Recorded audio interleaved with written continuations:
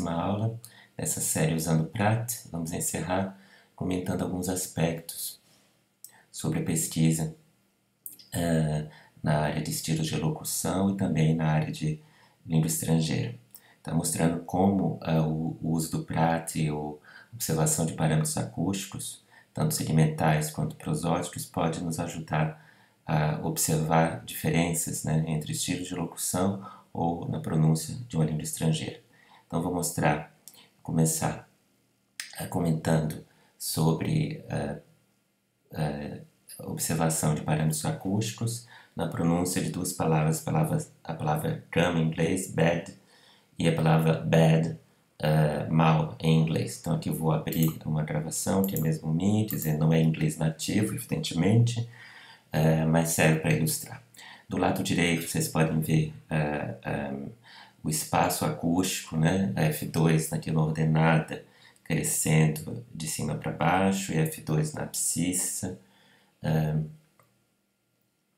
justamente crescendo, como vocês podem ver, da direita para a esquerda. Tá? Só que colocaram as escalas aqui em cima, F2, e aqui do lado direito, F1. Então aqui é um exemplo de palavra, né, que guarda a pronúncia daquela vogal.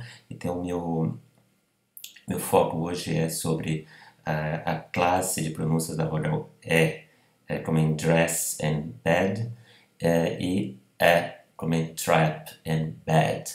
Então vou abrir aqui para esse som que contém essas duas pronúncias da minha própria fala, para a gente chamar a atenção sobre o fato de que a análise de parâmetros como F1 e F2, aqueles que vocês veem aqui do lado direito, nos permite ver os desvios que o eventual aprendiz do inglês possa ter pronunciando essas vogais. Então, por exemplo, o mais comum em português é pronunciar as duas vogais de forma idêntica, né?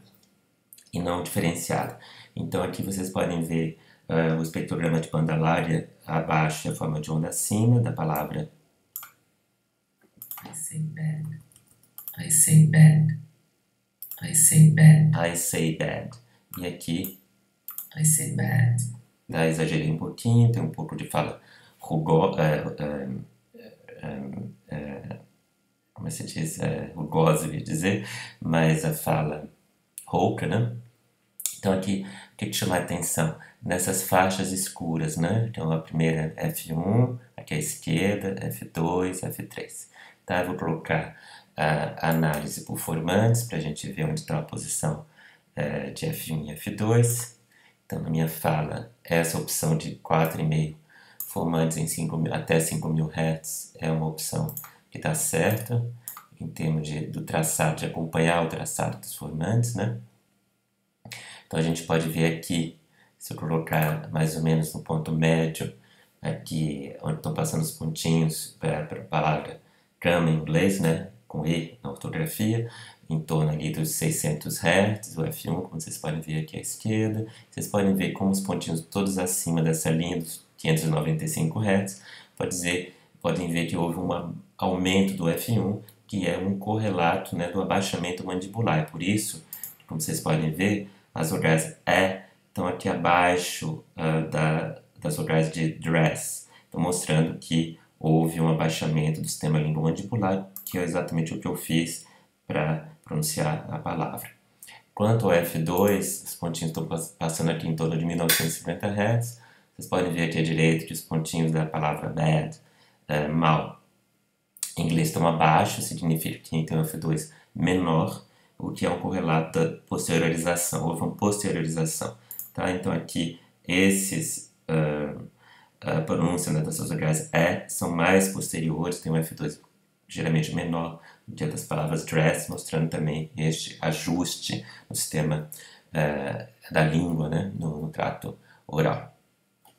É claro que uma boa medida justamente da pronúncia numa pessoa, se se aproxima mais de E ou de E, é justamente medir, por exemplo, a distância entre F1 e F2. Então a distância entre F1 e F2 é muito maior, né, em E de cama, bad, do que em E de bad, mal. Tá? Então, no mesma pessoa, ver se ela está oscilando, por exemplo, a pronúncia dessa vogal mais próximo de E, como em português brasileiro temos, ou tentando se aproximar de E em inglês, é uma boa medida, é a distância de F1 e F2. Tá? Vamos agora ver um exemplo do francês. Então, aqui tem na minha própria fala, tá? Três palavras. Vous, vi, vu. As duas primeiras são palavras que contendo vogais que existem em português brasileiro, u e i, né? Vous, vi. Tá? Vocês podem ver F1 e F2 bem próximos, no caso de u, tá aqui. F1 e F2 distantes, no caso do i. E uma aproximação que vocês podem ver do F2 aqui do U, que é a vogal que não tem em português. Que pode ser uma medida, né? A aproximação de F1 e F2, então a distância entre esses dois primeiros formantes, F1 e F2, saber se a pessoa se aproxima, distancia, melhor dizendo, do I, né? Fazendo esse tipo de medida na mesma pessoa. Tá? Então vejam bem aqui. Vi, vu, I e U. Então, U tem esse F, o arredondamento labial, a língua está na mesma posição do I, no caso de U, tá? Y, né?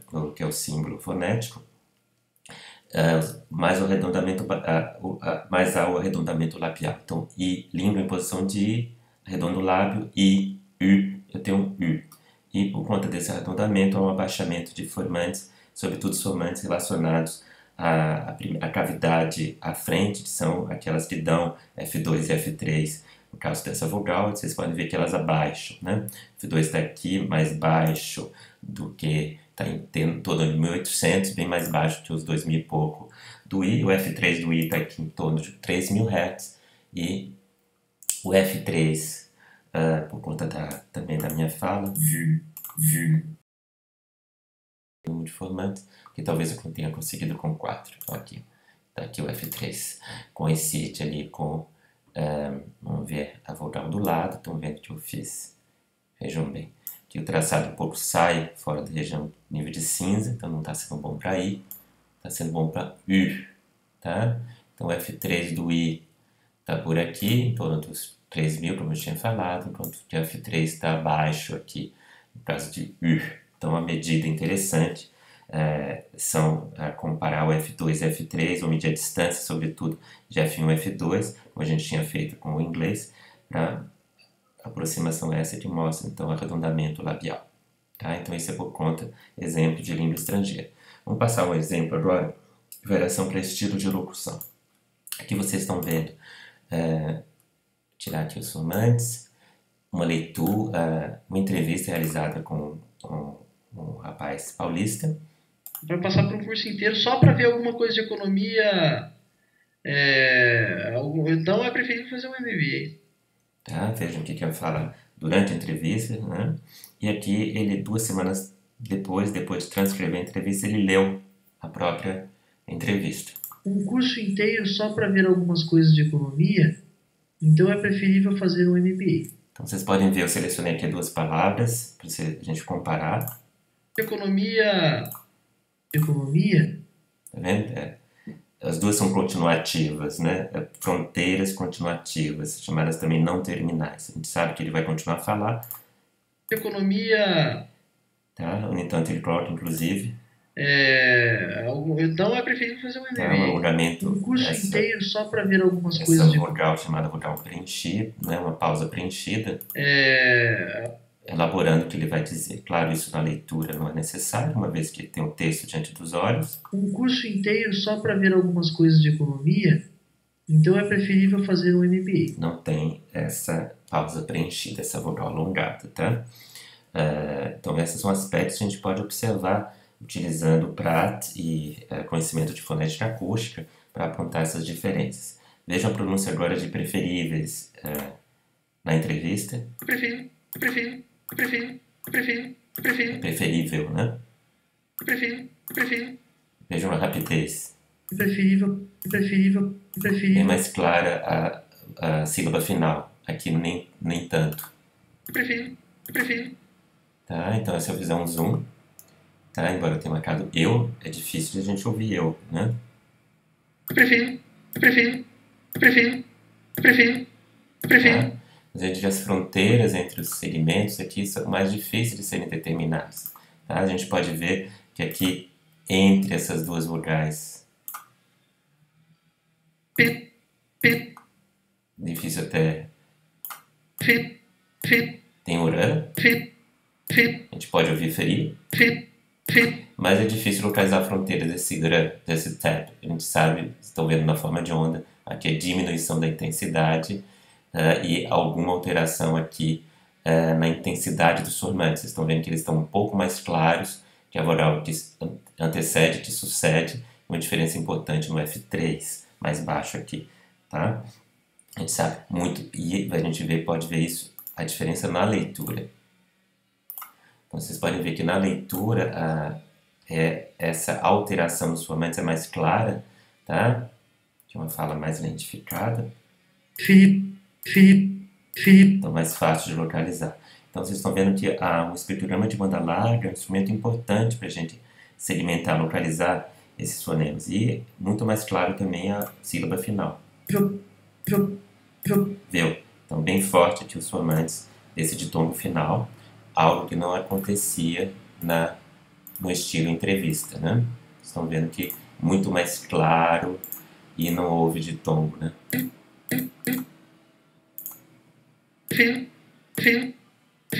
Muito mais difícil detectar. No entanto, mesmo na entrevista, fica mais clara a realização do tap, que dá para ouvir e está localizado aqui, tá? Eu estou mostrando. Então, o elemento vocálico que sucede ali à soltura do P. Assim que eu solto o P,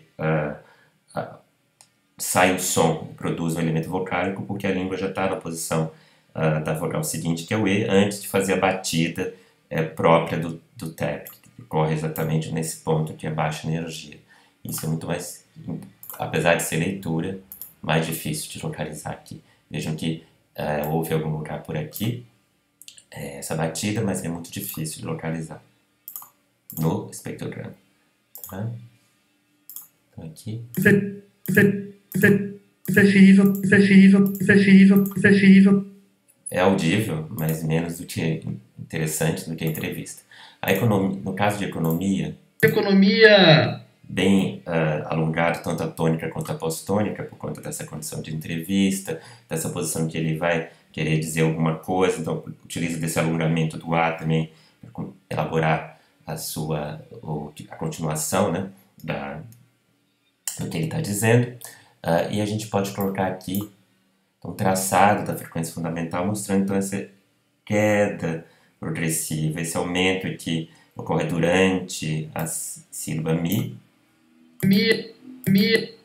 vai para o agudo e depois ele cai longamente durante a pós-tônica. Isso é algo que pode ser mostrado com essas técnicas de análise, né? Se a gente for para leitura, economia, mais fácil até de ver, vocês podem ver aqui a subida, que eu estou mostrando agora, durante a sílaba, que também ocorre aqui na leitura, na mesma sílaba, só que a taxa de subida é muito mais, sobe muito mais rápido na leitura, tá? E a descida, como ele não fez o alongamento, ter algumas coisas de economia, na vogal pós-tônica como fez aqui, tá? Tá? Então a gente pode usar esses parâmetros de duração da pós-tônica, de movimento diferenciado da curva melódica, que é essa curva azul que vocês estão vendo, para mostrar então diferenças no estilo de locução. Tá? Então são instrumentos importantes que podem ser interessantes para quem faz pesquisa nessa área. Então eu agradeço muito a companhia de vocês nesses 10 vídeos. Eu não sei se há também no playlist outros lista, né, de vídeos na área de fonética acústica, por exemplo, também na área de prosódia, que vocês podem utilizar para o aprendizado. Então, muito obrigado e tenham um bom ano.